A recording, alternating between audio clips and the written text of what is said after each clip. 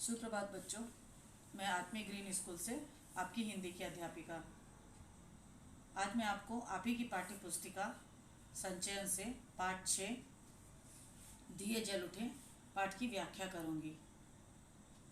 बच्चों, पिछले पाठ में हमने हामिद खान पाठ की व्याख्या की थी और आशा करती हूँ कि आपको वो पाठ अच्छे से समझ में आया होगा। उसी श्रृंखला में हम आगे बढ़ते हैं। दिए जल उठे। आइए पहले इस पाठ के बारे में हम थोड़ा सा जानते हैं कि ये पाठ किस विषय से संबंधित है। महात्मा गांधी की दांडी यात्रा पर आधारित धुंधले पदचिन्ह नामक रचना से यह अंश लिया गया है। समझ में आई बात कि धुंधले पदचिन्ह नामक एक रचना थी, उसी का ये एक छोटा सा अंश है जो ये आपके बुक में अंकित है। इसमें 19 मार्च 1930 के दिन घटी घटनाओं का वर्णन करते हुए रास में पटेल की गिरफ्तारी तथा गांधी जी की दांडी यात्रा संबंधी वर्णन है। ठीक है। घनी अंधेरी रात में गांधी जी को नाव से माही सागर पार कराने के लिए लोगों ने क्या किया, इसका अद्भुत वर्णन पाठक को हतप्रभ कर देता है। पाठ का यह अंश अत्यंत रोचक बन पड़ा। अब हम इस कहानी को आगे पढ़ेंगे और समझेंगे कि लेखक इसमें अपनी लेखनी द्वारा क्या कहना चाहता है और धुंधले पदचिन्ह नामक रचना से उसने कौन सा अंश लिया है। तो आइए आप अपनी पाठ्य पुस्तिका संचयन से पाठ 6 दिए जल उठे, जो कि मधुकर उपाध्याय जी द्वारा लिखित है। देखिए, ये अंश कहीं और से लिया गया है, पर इस पाठ्य पुस्तिका में मधुकर उपाध्याय जी द्वारा यह अंकित किया गया है, लिखित है। तो जो लेखक है वो अपनी लेखनी द्वारा हमें क्या बताना चाहता है, क्या समझाना चाहता है और महात्मा गांधी की जो पदयात्रा थी, दांडी पदयात्रा, उसके बारे में हमें क्या दर्शाना चाहता है, ये हम समझते हैं। तो शुरू करते हैं। आप भी मेरे साथ अपनी बुक पढ़िए और उसके बारे में ध्यान से सुनिए जो मैं बता रही हूँ। रास के बूढ़े परगत ने वह दृश्य देखा था। दांडी कूच की तैयारी के सिलसिले में वल्लभ भाई पटेल 7 मार्च को रास पहुंचे थे। रास के बूढ़े बरगद ने वह दृश्य देखा था। बूढ़ा बरगद, अब लेखक ये कहना चाह रहा है कि रास जो जगह थी वहाँ पर एक बरगद का पुराना पेड़ था, जिसने शायद वहाँ पे घटी घटना को देखा। यहाँ पे एक कल्पना मात्र की गई है कि एक बरगद का पेड़ उस घटना को देख रहा है। दांडी कूच की तैयारी के सिलसिले में, जो दांडी यात्रा हुई थी उसका जो तैयारी था, उसी सिलसिले में जो सरदार वल्लभ भाई पटेल जी थे 7 मार्च को रास पहुँचे थे। उन्हें वहाँ भाषण नहीं देना था। जो पटेल जी थे वो वहाँ भाषण देने नहीं गए थे, लेकिन पटेल ने लोगों के आग्रह पर 2 शब्द कहना स्वीकार किया। वो भाषण देना नहीं चाहते थे, न तो देने गए थे, लेकिन लोगों ने आग्रह किया कि आप कुछ बोलें। भाषण इंसान क्यों देता है? इसलिए देता है ताकि अगर कोई कार्य करवाना है, उसकी सिद्धि तक पहुंचना है, तो सामने जनता में, आवाम में, लोगों में उस कार्य के प्रति एक जज्बा भर दिया जाए, एक जोश भर दिया जाए, जिससे वो कार्य पूर्ण तरह से अपने अंजाम तक पहुँचे, अपनी मंजिल तक पहुँचे और वो कार्य पूर्ण हो। तो पटेल जी बहुत अच्छा भाषण देते थे उस समय आज़ादी की लड़ाई के दिनों में, आज़ादी के लिए। लेकिन इस बार वो भाषण नहीं देना चाहते थे। उन्होंने लोगों के आग्रह पर 2 शब्द कहना स्वीकार किया था। उन्होंने कहा, भाइयों और बहनों, क्या आप सत्याग्रह के लिए तैयार हैं?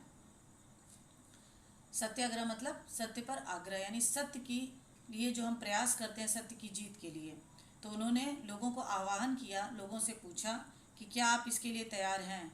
इसी बीच मजिस्ट्रेट ने निषेधाज्ञा लागू कर दी और पटेल को गिरफ्तार कर लिया। यह गिरफ्तारी स्थानीय कलेक्टर सीलीडी के आदेश पर हुई थी। जब उन्होंने ये भाषण दिया, और उस समय जो भी क्रांतिकारी थे, जो भी देश को आज़ाद कराने के लिए लड़ रहे थे, उनके खिलाफ भी बहुत से लोग खड़े थे। खुद उनके अपने देशवासी भी उस समय उनके खिलाफ कई बार हो जाते थे। उसी सिलसिले में वहाँ के मजिस्ट्रेट ने एक आज्ञा लागू की कि उनको गिरफ्तार कर दी जाए, और इस जो उनका भाषण था उसका विरोध किया। यह गिरफ्तारी वहाँ के स्थानीय कलेक्टर के आदेश पर हुई थी, जिसे पटेल ने पिछले आंदोलन के समय अहमदाबाद से भगा दिया था। वो अहमदाबाद से उन्होंने उस कलेक्टर को भगाया था। ये एक मन में उसके द्वेष भी था, और जिस पोस्ट पर वो था, वो पुलिस विभाग में था, वहाँ पे आदेशानुसार ऐसे क्रांतिकारी भाव के भाषण शायद सही नहीं थे, इसलिए उसका विरोध किया गया और उन्हें गिरफ्तार करने का आदेश हुआ। वल्लभ भाई को पुलिस पहरे में बोरसद की अदालत में लाया गया, जहां उन्होंने अपना अपराध कबूल कर लिया। समझ में आई बात? उन्हें अदालत में लाया गया और उन्होंने अपना अपराध कबूल कर लिया। जज को समझ में नहीं आ रहा था कि वह उन्हें किस धारा के तहत और कितनी सजा दे। जज के लिए समझना मुश्किल था कि वो उन्हें कैसी सजा दे। 8 लाइन का अपना फैसला लिखने में उसे 1.5 घंटा लगा।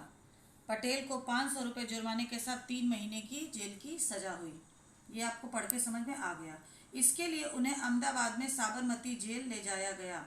तो पटेल जी को कहाँ ले जाया गया? साबरमती जेल में।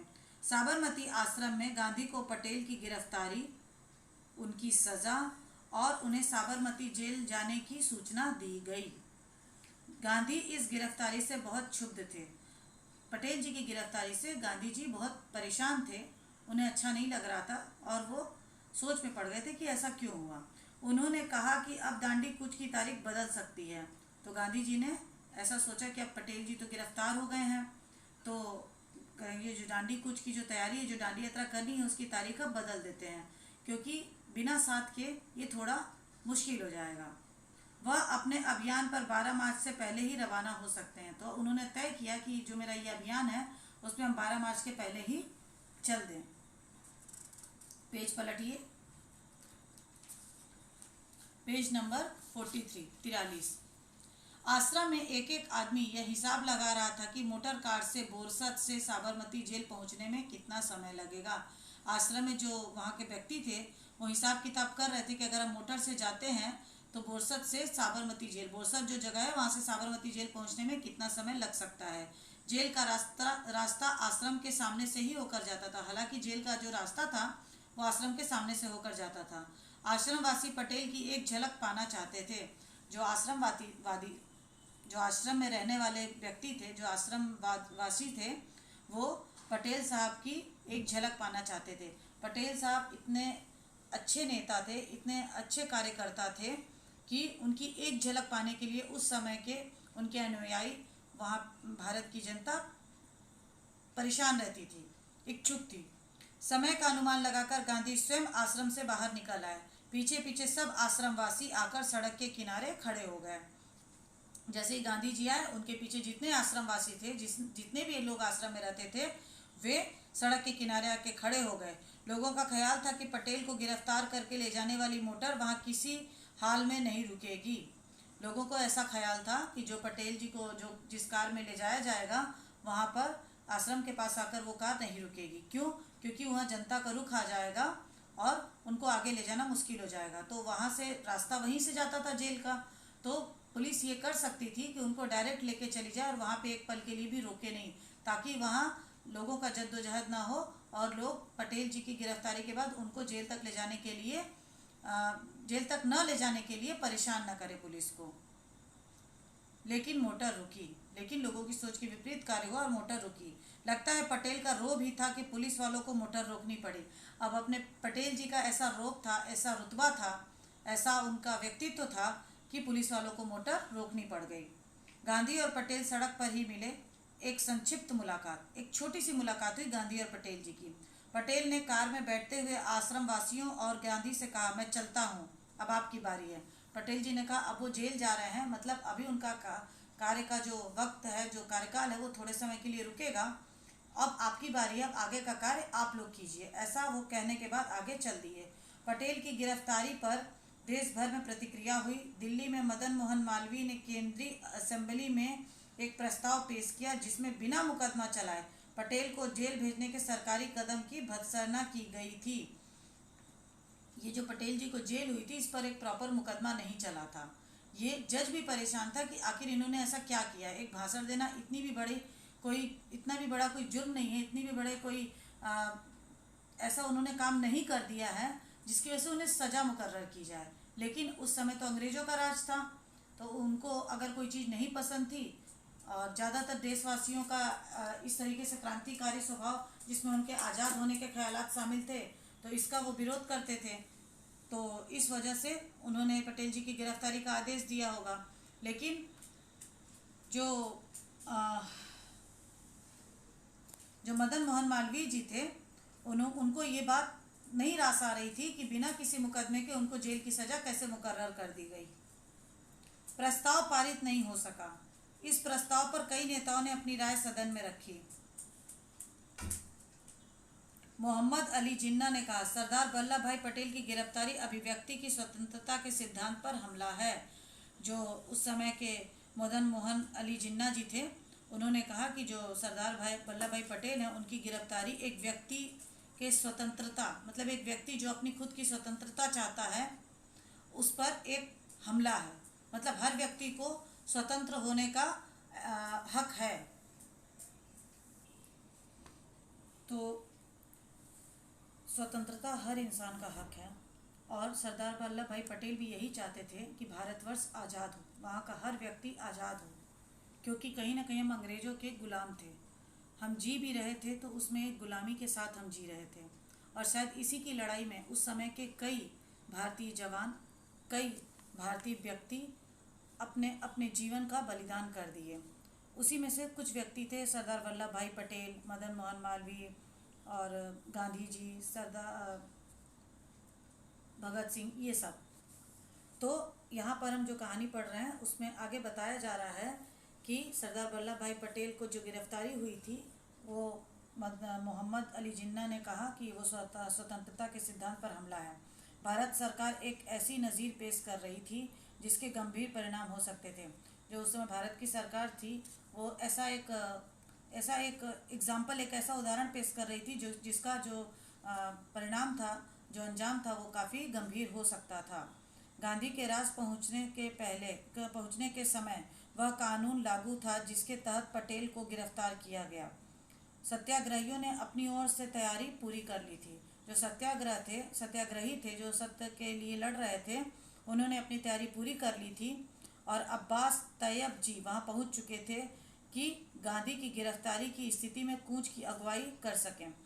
सरदार वल्लभ भाई पटेल के बाद ये आशा थी कि हो सकता है गांधी जी की भी गिरफ्तारी हो जाए, क्योंकि उस समय के शासनकाल में जो थे वे पदाधिकारी थे, वो नहीं चाहते थे कि ऐसा कोई आंदोलन हो। वे देश को आज़ाद होते नहीं देखना चाहते थे। इस नाते जब भी कोई देश को आज़ाद करने के लिए कोई कार्य करते थे उस समय के व्यक्ति, तो उनके खिलाफ वो एक जंग छेड़ देते थे, उन्हें सज़ा दिलाते थे, उन्हें जेल में डाल देते थे और उन्हें तरह तरह से प्रताड़ित करते थे। तो उस समय वास्तव में देश की आज़ादी के लिए लड़ना बहुत हिम्मत का काम था। तो वल्लभ भाई पटेल जी की गिरफ्तारी हो चुकी थी, दांडी यात्रा के जो भागी होने वाले थे, और अब अगली गिरफ्तारी के लिए महात्मा गांधी भी जा सकते थे। तो इसीलिए बाकी के जो सत्याग्रही थे, बाकी की जो उनके अनुयायी थे, उनके साथी थे, वो पूरी तरह से प्लान कर चुके थे कि कैसे भी हो हम गांधी जी को गिरफ्तार नहीं होने देंगे, ताकि ये जो मोर्चा निकाल रहे हैं देश के लिए, वो बीच में खंडित ना हो, बीच में रुके नहीं। और जो ये अगर उनकी गिरफ्तारी होती तो ये उनके आगे आ जाते और एक जंग छेड़ देते कि भाई हम गांधी जी की गिरफ्तारी नहीं होने देंगे। बोरसद से निकलने के बाद लगभग सभी आश्वस्त थे कि अब गांधी जी को जलालपुर पहुंचने तक नहीं पकड़ा जाएगा, लेकिन तैयारी में कोई कमी नहीं थी। एक उम्मीद थी कि जलालपुर तक पहुंचने तक तो गांधी जी की गिरफ्तारी होगी नहीं, फिर भी उन्होंने अपनी तैयारी पूरी की थी कि अगर सपोज मान लीजिए ऐसा कुछ होता है तो वो उसका विरोध कर सकें। रास में गांधी जी का भव्य स्वागत हुआ। रास जगह पे गांधी जी का शानदार स्वागत हुआ। दरबार समुदाय के लोग इसमें सबसे आगे थे। दरबार गोपाल दास और रविशंकर महाराज वहाँ मौजूद थे। गांधी जी ने अपने भाषण में दरबारों का खास तौर पर उल्लेख किया। कुछ दरबार रास में रहते, पर उनकी मुख्य बस्ती कनकपुरा और उससे सटे गांव देवड़ में है। जो कुछ दरबार रास में रहते थे, उनकी मुख्य बस्ती कहाँ थी? कनकपुरा में थी और उससे सटे गांव देवड़ में। दरबार लोग, अब पेज पलटिए, पेज नंबर 44 रियासतदार होते थे। तो जो वे लोग थे ना, वे रियासतदार होते थे, काफ़ी अमीर होते थे और ऐशो आराम की ज़िंदगी जी रहे थे। जैसा कि इसमें लिखा है, उनकी साहबी थी, वो एक साहब जैसे मतलब एक रुतबे के साथ रहते थे। ऐशो आराम की ज़िंदगी थी, एक तरह का राजपाट था, मतलब एक तरीके का उनका राज्यपाट था। दरबार सब कुछ छोड़कर यहाँ आकर बस गए थे, लेकिन फिर भी वे लोग सब कुछ छोड़ करके आके यहाँ बस गए थे। गांधी जी ने कहा, इससे आप त्याग और हिम्मत सीखें। गांधी जी ने इस पर उदाहरण देके कहा कि ऐसे लोग जो इतने ऐशो आराम से रह रहे हैं, वे अगर सब कुछ छोड़ करके यहाँ रह रहे हैं तो इसके लिए काफ़ी त्याग की भावना चाहिए और हिम्मत की भावना चाहिए। तो इसे हमें सीख लेनी चाहिए।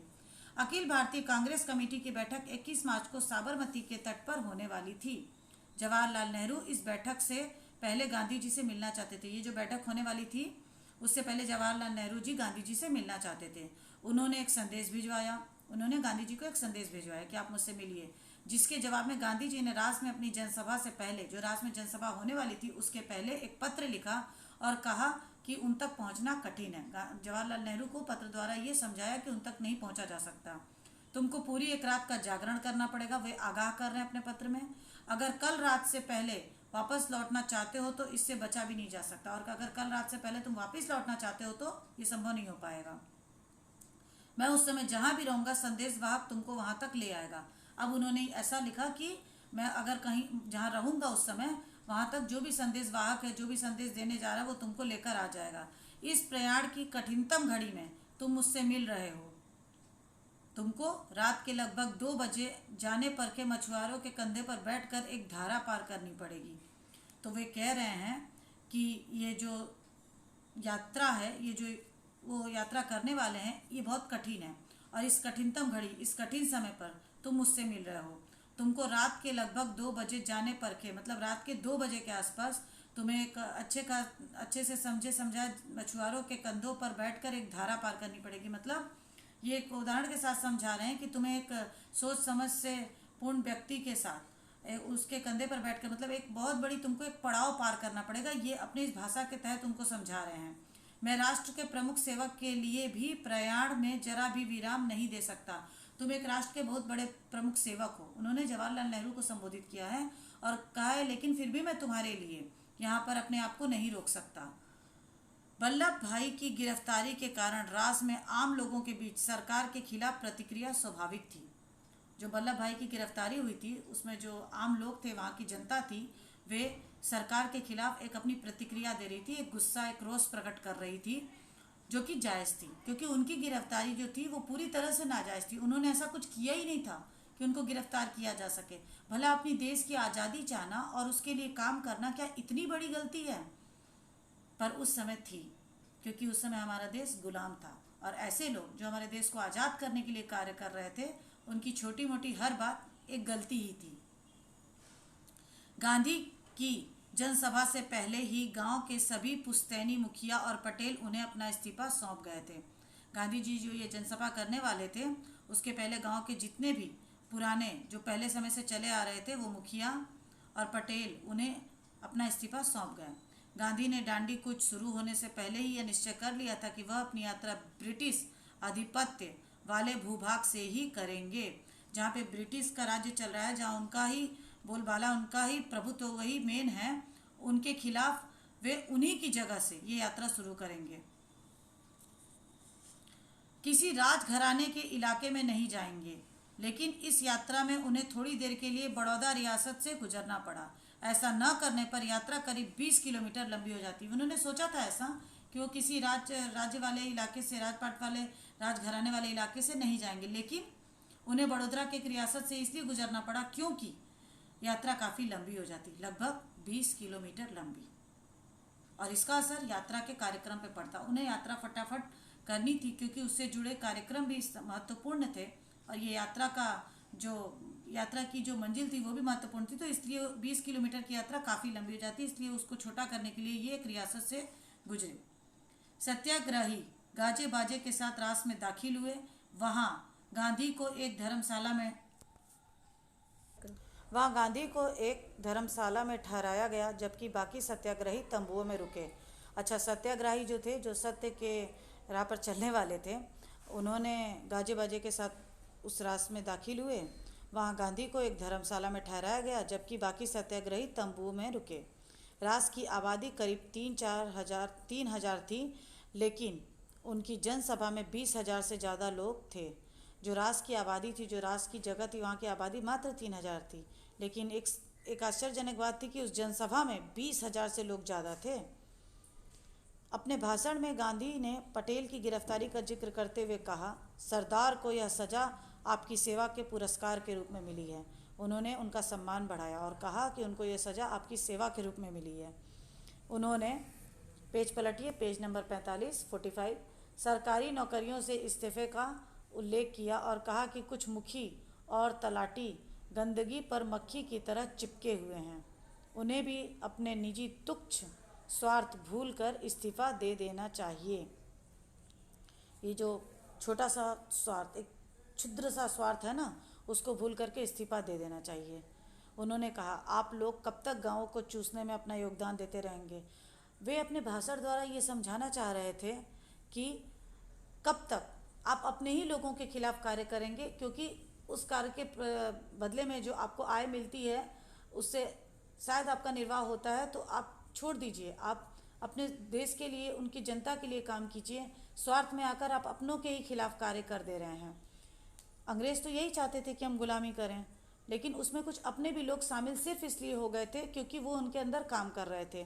तो गांधी जी अपने भाषण के द्वारा ये समझाना चाह रहे थे कि कब तक अपने ही लोगों का खून चूसते रहोगे। सरकार ने जो लूट मचा रखी है उसकी ओर से क्या अभी तक आपकी आंखें नहीं खुली हैं? मतलब जो सरकार कर रही है वो आपको नहीं दिख रहा है? तो इस प्रकार तो गांधी जी ने ये बात बोली कि भाई आप आंखें खोलिए और देखिए कि क्या सही और क्या गलत है। जो सरकार लूट मचा रखी है, जो सरकार आप ही के लोगों को परेशान कर रही है, उनसे गुलामी करवा रही है, उनके प्रति आप अपनी आंखें खोलिए और जानिए, और अपनी ये जो सेवा आप सरकार को दे रहे हैं वो मत दीजिए, उससे इस्तीफ़ा दे दीजिए, बल्कि आप अपने लोगों के लिए काम कीजिए, उनकी आज़ादी के लिए काम कीजिए। ऐसा ही कुछ संबंधित वो भाषण दे रहे थे। गांधी ने रास में भी राजद्रोह की बात पर जोर दिया और कहा कि उनकी गिरफ्तारी अच्छी बात होगी। सरकार को खुली चुनौती देते हुए उन्होंने कहा कि अब फिर बादल घिर आए हैं, या कहो सही मौका सामने है। अगर सरकार मुझे गिरफ्तार करती है तो यह एक अच्छी बात है। मुझे 3 माह की सज़ा होगी तो सरकार को लज्जा आएगी। राजद्रोही को तो काला पानी, देश निकाला या फांसी की सज़ा हो सकती है। मुझ जैसे लोग अगर राजद्रोह होना अपना धर्म माने तो उन्हें क्या सज़ा मिलनी चाहिए? मतलब अगर राजद्रोही होना ही अगर अपना धर्म मान लें तो उनके लिए क्या सज़ा हो सकती है? उनके लिए तो कोई भी सज़ा बहुत कम है। तो बच्चों, आज के लिए हम इस पाठ को यहीं विराम देते हैं।